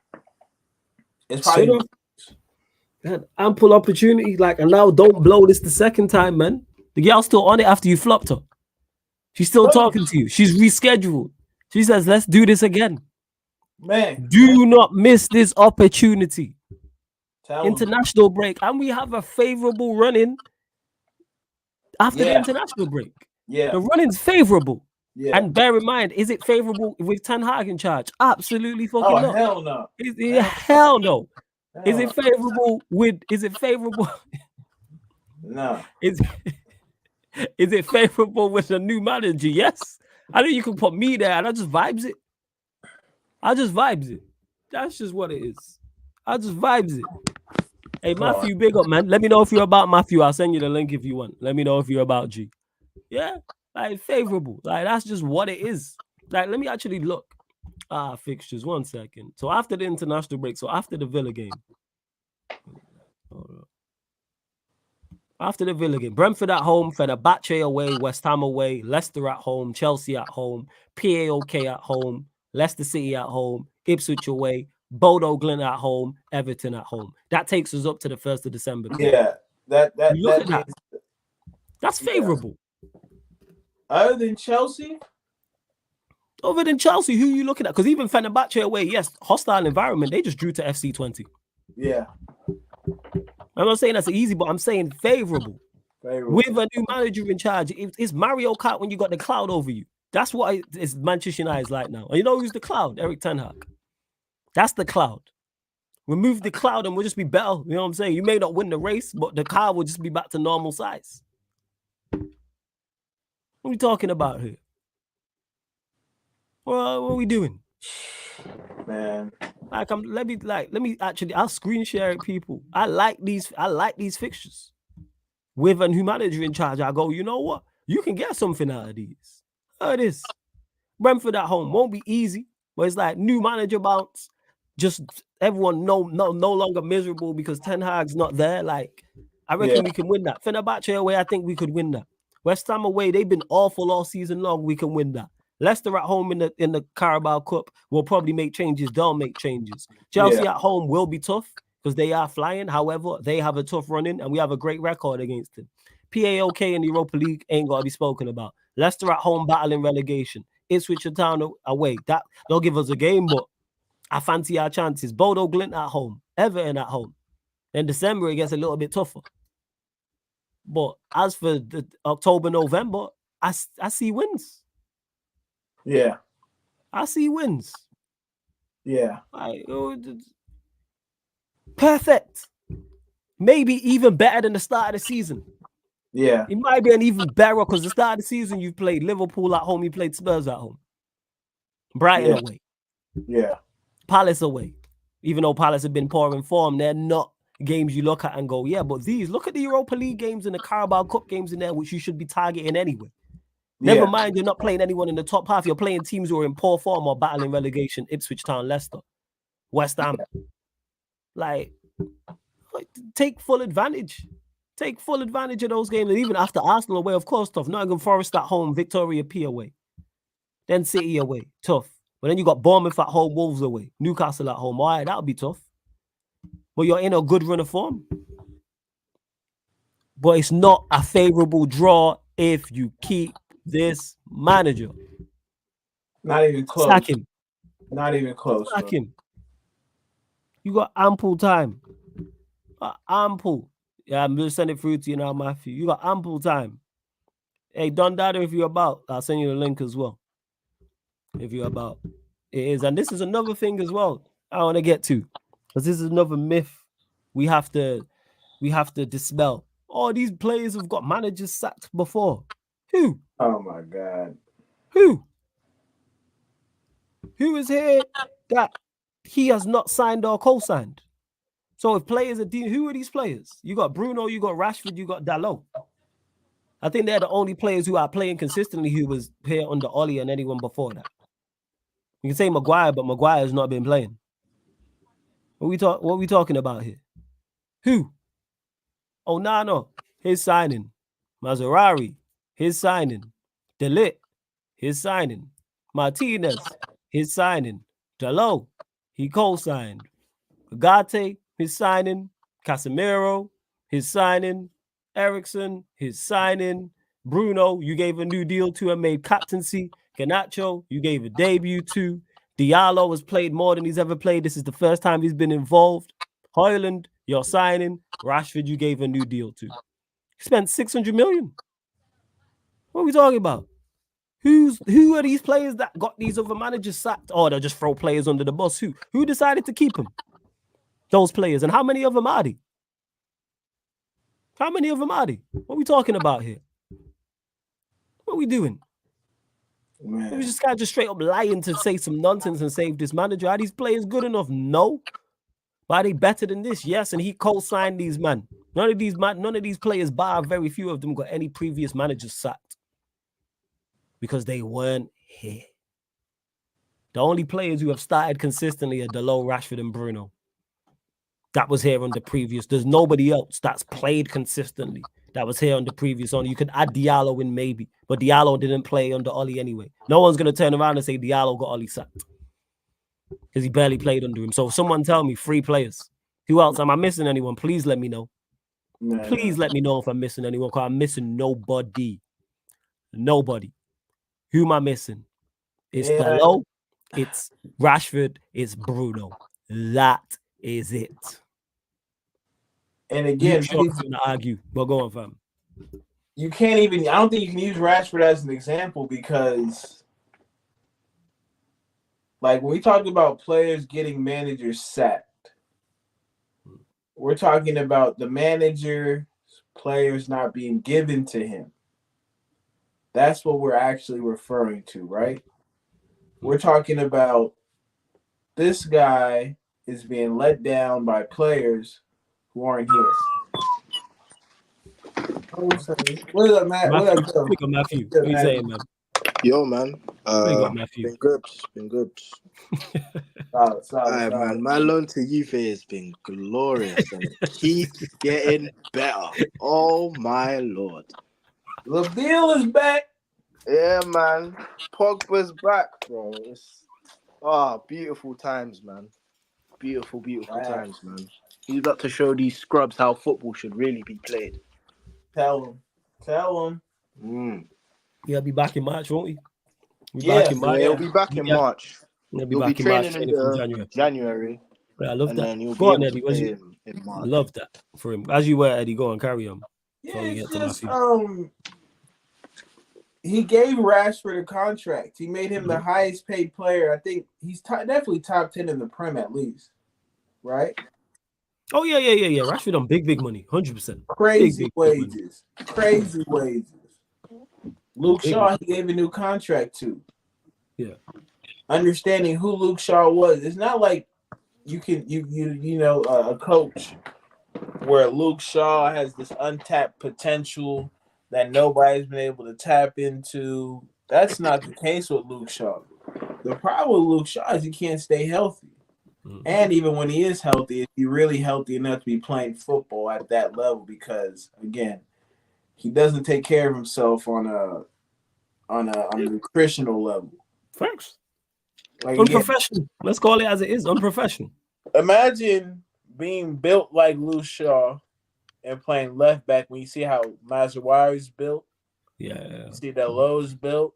Trent Alexander-Arnold. Like, the names go on and on. We know what a left back looks like. Yeah. 100%. Lean built. Because of what the game demands. Yes. And people are trying to figure out, why is he always injured? Because of the amount of weight that he's tossing around, that his body has to overcompensate in certain areas for. It strains muscle. Can't be carrying all that weight corner flag to corner flag. No. Fullback is meant to be doing up and down. You can't do that, otherwise he'll collapse. Dribble. Yeah, you can't be corner flag to corner flag. And you're playing against the most athletic players when it comes to wingers. Because wingers is it's a lot of kick and run guys. Yeah. It's spinning in behind. It's a lot of that. So it's not even like you're in the center of the pitch where players might be a little bit less explosive. Might have a little less acceleration or a little less top speed. Talk about it, man. It's just sad that no matter how much we've shown to you, some of y'all will still try to find excuses for this manager. But unfortunately for you people, no excuses are there anymore. 0. Mm. What it is. It is what it is. 0 excuses. It is. But run up the likes, you lot. Continue to run up the likes. Hit the subscribe button as well. We're at 75 likes, man. Girls up to 90 likes. Matthew, I don't know if you watched the game or not, but just thoughts and everything that's going on with United. Ten Hag future, Ratcliffe's comments, the free draw, etc., etc. First of all, big up for having me on. You get me? Big up both of you. No. Second of all, the game itself, I watched the game and we went 2-0 up and I was like, whatever. You get me? Like, I was just kind of like emotionless. And then once it was 2-1, I was like, here we go. We know where this is going. 2-2. Motionless. 3-2. I was numb. I didn't feel pain. And then we scored through Maguire. And I'll be honest, I felt the exact same throughout the entire game. Like, I ain't got no heart attack. I had no emotion into it. I was just numb. Because it's like, that's how I was on the Ollie. It got to the point where I was just numb. Like, I felt no pain whatsoever. And once it gets to that point, it's like, how many more games are you willing to give this man, bro? How many more? Genuinely, like, it baffles me. Genuinely, I don't understand. Like, it's like these man like suffering. Like, you man like pain.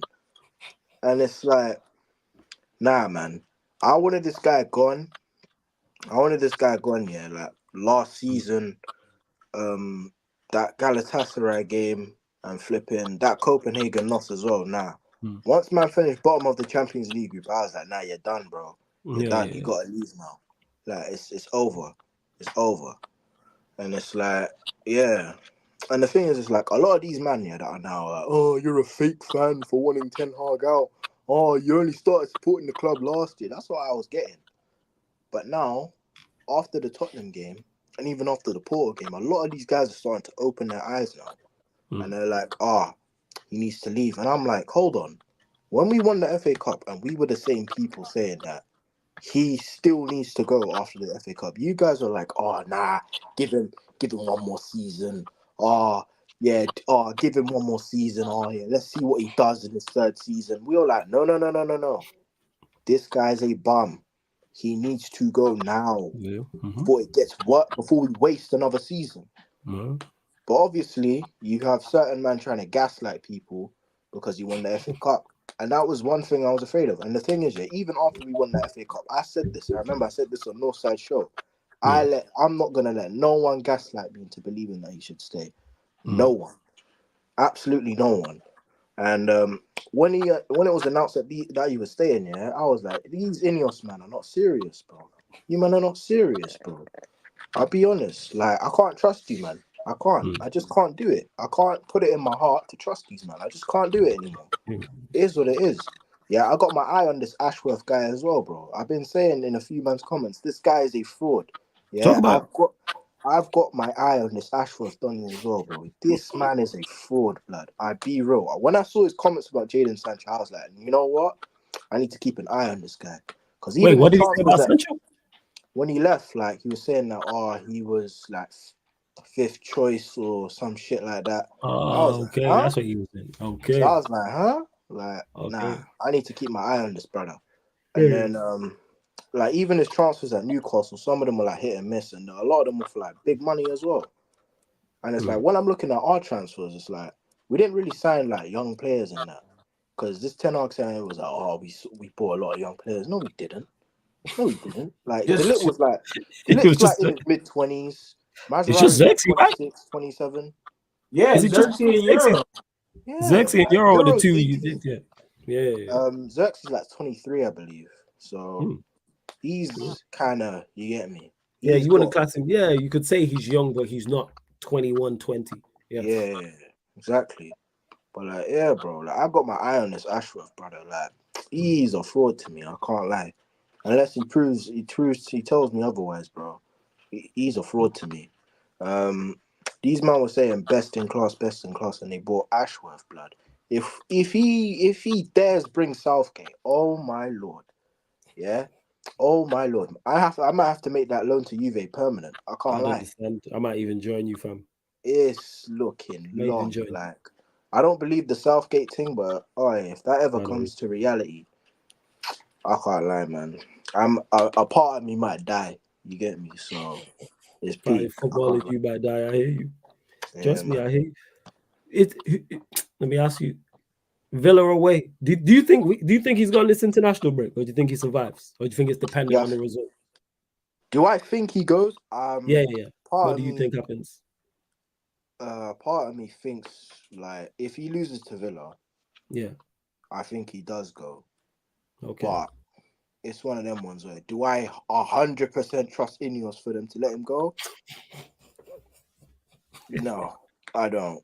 Because if they don't sack him in the international break, Yeah. then Ineos really are just they're pricks, innit? They're pussies. I'll be honest. Nah, I bro. love that. If they don't They sack him can't with the do this, international man. break, they're pricks. Nah, They, that's bro, fair. you can't put me through this, man. They're It pricks. hurts. This shit hurts, man. I'm just getting laughed at, I, bro. I hear you, man. I hear you. You know what I'm Like, saying? Now, like trust me, every I'm single with you, time Matthew. I I'm go with to a you. family meeting, who do you support? Man United. Laugh all. I just get laughed at, bro. Laughing emojis. Kind of laughing Bro, emojis. my cousin who's younger than me is laughing at me, bro, and he's a Chelsea fan, bro. He's a Chelsea fan, just laughing at me, bro. Yeah, he's laughing. We got Mount for 65. We gave them Sancho, bro. Yeah, man are just laughing at me right now. It's peak. I can't lie. They can't do this. They can't do this. I'll be honest. He has to go in international break because if they don't, nah. I can't lie. Write the season off. Write it off, bruv. Write it I said, off. if he stays, they're pricks. Nah, they're pricks, man. They're pricks, man. I'll be real. You're right. It just cracked me up the way you said it. The delivery was ice cold. You're spot on, though. You're fully spot on. They are Yeah, pricks. man. 100%. They are pricks. Without doubt, if they do indeed keep him. So you think so let's say he wins against Villa, do you still think they sack him or do you think they keep him? If he wins, I think they're gonna fall to fan pressure again and just keep him. I'll be honest. I reckon it's that. That's mad. That's I hear what I think. Because after the whole writing letters nonsense and that, like I genuinely like these man, I can't lie. If these man are the type to fall to fan pressure, bro. If we win somehow, he will probably stay in it. He may save himself a couple more months. Yeah. But honestly, I don't think he beat Villa. I'll be honest. I don't think. I hear that. I hear you on that one. Even if it's a draw, Hmm. like he still needs to leave, bruv. You get me? He needs to bounce. Hmm. Bro, I can't lie, bruv. It better be a loss. You know that ones. It better be a loss. I'll be Hey, honest. we can lose. We've seen us lose plenty of games this Yeah, season. man. Last season, I just need a we know. Casemiro own goal and we're good. You get me? He's gone now. You get me? Like, it is what it is at the end of the day, man. But yeah, that's just kind of my take on it. Nah, I'm just gonna fans. enjoy watching Syria, watching Juve. Motor ball, here we go. Would you take? So I'm guessing you take Mata at Manchester United. His manager. Of course, but that would never happen. Okay, I was just asking out of interest. What do you think of Inzaghi? Inzaghi, all right, listen. Get me Inzaghi today. So you were the ask Eddie's with that. That's why I asked. But the thing is, it's like I think Inzaghi is not leaving during the season, so that's probably more. Yeah, when I say that, I'm talking about like in the summer. So let's say, for argument's sake, he gets sacked in a Rude's interim. You saying Inzaghi? So Inzaghi's number one. Okay, first. So Inzaghi, Mara. Is there anyone else you look at that we've been linked with, or maybe not that you go? Yeah, I think the I'd definitely take them. De Zerbi ship, has sailed in a sense of he's at Marseille, and depending on how good he does at Marseille, I don't think he'll be available. Well, saying that, every manager has a price in it. If you meet a certain price, you'll get them. That is very true. So it's like it has to be one of the Italian managers for me, like De Zerbi, Motta, or Inzaghi. Even Amorim, like I'm open to like Amorim or something like that. I just need anyone but this guy. I'll be honest. It is what it is. It is what it is. That's where we're at. And I even said, I remember like last season, I even said that I wouldn't even mind Potter for like a few months, genuinely, because he's a coach. That's it. Yeah. That's all it is. A coach. That's it. Mm. So it's one of them ones where I'm at the point now where I'm just like, if they don't get me an Inzaghi or an Amarim or even De Zerbi, like I just don't know anymore So because you're I looking don't at want Motta, roots. Inzaghi, De Yeah, Zerbi, Amarim. They're names that you're like, yeah, go on, carry on as I you. think I'm missing one, but Hmm. it'll probably pop in my head. But Yeah. one of them ones, like honestly, that bro, it's one of them ones with me. It's like, oh, bro, we need. I don't want Rude to be the full-time manager. I'll be honest. Like I hear you Rude with that. on an interim thing, I'm cool with that. I'm cool. Yeah. Like I've pretty much accepted that. Mhm. But it's one of those ones where if it could be Ole Gunnar Solskjaer 2.0 Don't with the give him the Ruth, job.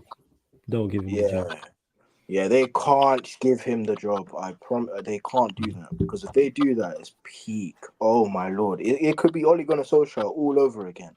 And under Ole, I suffered. I don't want to do that again.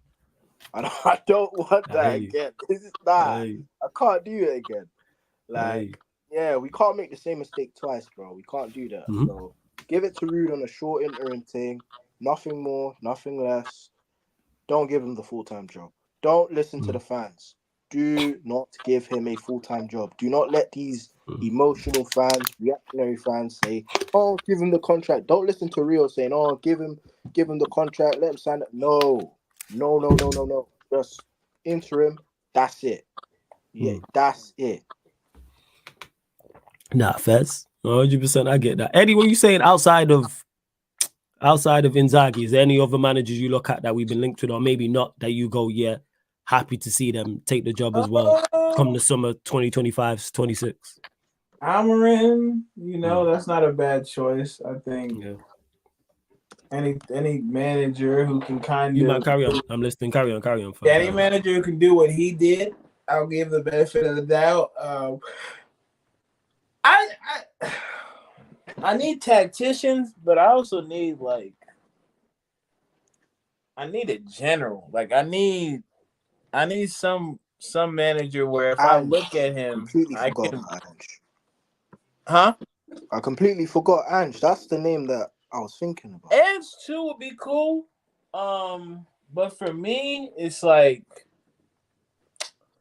I need proven commodities and not just proven like they show glimpses. Like it's been established that they are actually a great manager over time. Because I think that's what we need at this point. Like the problem we've had with Ten Hag is because he was at a place like Ajax and the structure with Overmars and Van der Sar was there, I can look at that and be like, you were a byproduct of their success, not the other way around. Like sometimes managers make the the technical director look good, and so I need someone who I can look regardless of the technical director and be like, yeah, he knows what he's doing.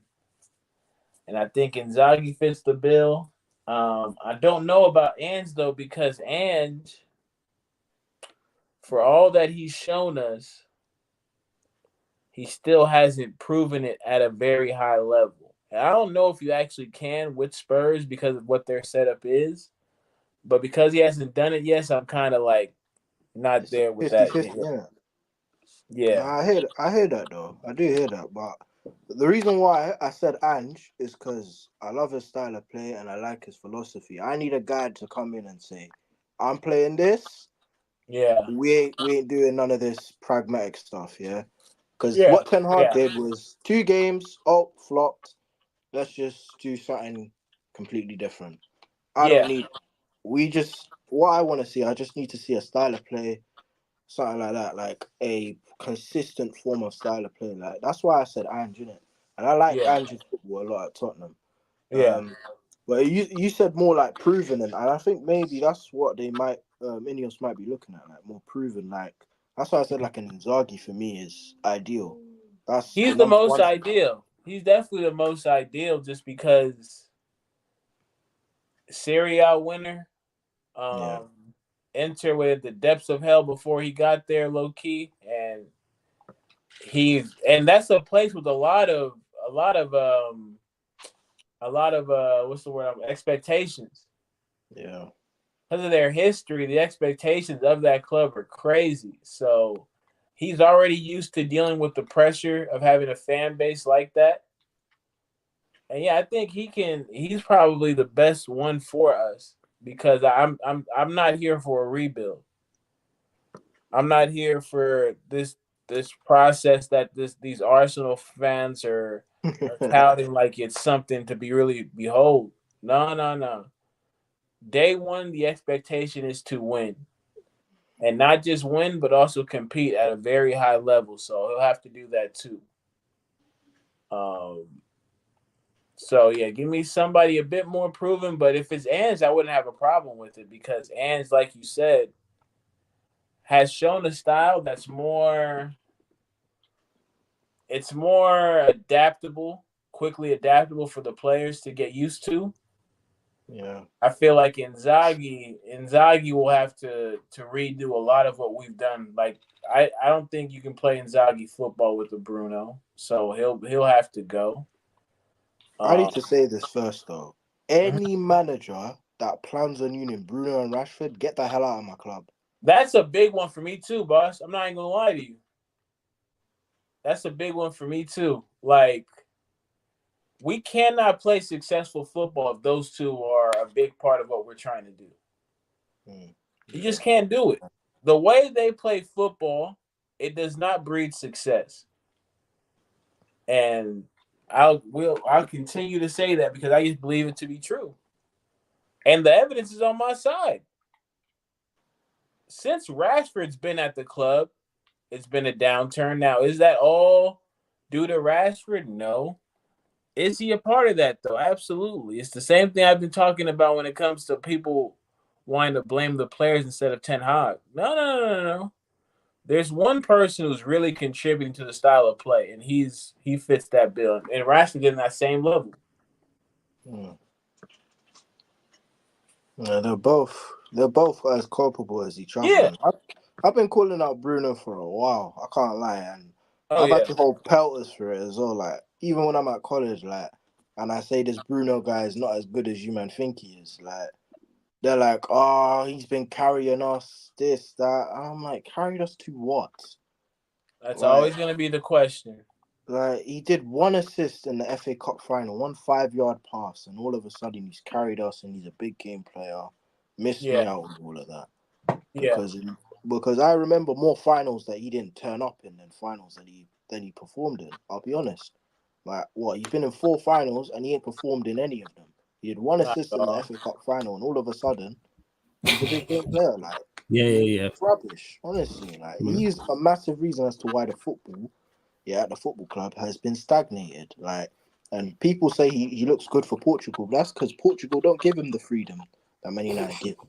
And he don't even look good for them. That's exactly. A myth. Like he was rubbish in the Euros, but no one said anything. Yeah, and he just stuck. He's terrible. No, that's how you know, though. Well, Matthew, that's how you know he was bad in the Euros because nobody mentioned him being in the Euros. Because Letterman played well. No, the conversation. I was told beforehand, watch him cook in the Euros. Woeful. Because João Felix was the player everyone gonna mention it. He was whack. Oh my lord. There's no need for you to mention that. Portugal were rubbish as well, but he was absolute cheeks, man. I can't lie. Absolutely dreadful. No diddy. Yeah. I hear you. Before we do close out, thoughts Matthew on his because I heard you, man. I was listening as I was away about Bruno and Rashford and the manager. We definitely don't want the next manager building around them. His yellow card, you know what I'm saying? Him getting sent off. 2 red cards in 2 games. Oh, glorious! You get me? I don't have to see this guy for another game in the Europa League. Absolutely. Yeah, it was another game in the Europa League. You'll miss Fenerbahce away. Yeah. Oh yeah, he can't hack. He can't hack Turkey anyway. So you get me? Lovely. Yeah, we've died there before. We have. But yeah, run up the likes, hit the subscribe button before we do indeed close out. Make sure you follow the playback as well, people. Playback.tv/sarcasmcitytv or download the playback app from your app store, people. And On top of that, don't forget this show, all the other shows on the channel are available on all audio platforms as well. So Spotify, iTunes, SoundCloud, 5-star us on Spotify, Sarcasm City TV. Same with iTunes, Apple Podcasts. Same with SoundCloud as well. I'm going to get predictions on them. So yeah, Matthew, you already said. So you reckon it's result dependent if he stays or not? Eddie, what are you saying? Is it result dependent? Is he gone in this international I break? think What do you he's reckon? gone. I think he's You think gone. he's gone regardless? Yeah. I think that Porto game was enough of an embarrassment for like Aston Villa just to be like commiserations, like I can't, because of the way it turned out. I don't understand how your decision could be changed after one match. I just can't. I don't understand that. No, fast. You know what I'm saying? I think he is gone in the international break, but I think it's draw dependent. I mean, it's result dependent. Sorry. If we get a win, they ain't sacking him. Because like Matthew mentioned, then it'll be all the turnaround and all right, well, we've come off a tough couple games against Spurs and Porto, but we bounced back against Villa and went to Villa Park and got a win. I can see that. I can see that. And yeah, gonna do, if you still use SoundCloud, follow us, Sarcasm City TV on there, because you can get all these shows on audio-only platforms as well. You can. I think that's pretty much it. I don't think I missed any questions. I don't think so. And yeah, I heard you, man. Back. That's all you man need to know. He's back, man. Ah, bro, wonderful, man. Wonderful stuff. Wonderful day. Yeah, shout out to Paul Pogba, man. I'm glad he'll be back, and I will be watching some Juventus once he's back. Very interested to see how he gets on. 100%. Very, very interested to see how he gets on. But we are going to close out. We're going to redirect Steve's live. I believe he's doing a watch along, so we'll redirect to Steve, people. Redirect to Steve, yeah. I was going to do the United Liverpool show, but I don't think the man them are about. So you will get at 10 p.m., 10:30 p.m. Well, yeah, 10 p.m. / 10:30 p.m. the United Chelsea Spurs show. Man United Pod, Ballers at the Bridge, talking that Tottenham talk, people. So I'll be back with those two criminals, Jez and Surfer. Well, we go, Matthew. What was I going to say? Scoreline prediction for the Villa game, actually. Scoreline prediction. 3-0. 3-0. Score. Okay, 3-0 Villa, yeah? 3-0 Villa. Yep, 3-0 Villa. I thought so. What are you saying, Eddie? I'll go a bit more modest. I'll go 2-0 Villa, but we will win off of that result. Yeah. We'll win. So even though we lose the battle, we win the war, is what you're saying. War. Yep. Right. And of course, there'll be a watch along for it. Big up to man said, hopefully 7-0 Villa. I see you. But big up to everyone that's locked in. Big up, man. Everyone who came over from the raid, everyone who joined during the show as well. Much appreciated. Get over to the playback. We're going to be live there shortly playing clubs, people. Just trying to round up all the delinquents and see where these are at. But yes, love to everyone that's locked in. We're going to redirect to Steve. Like I said, we're going to redirect to Steve. He's doing it's a League One watch along. So big up to everyone that's locked in. It's been the Man United podcast live on the Sarcasm City TV YouTube. Salute.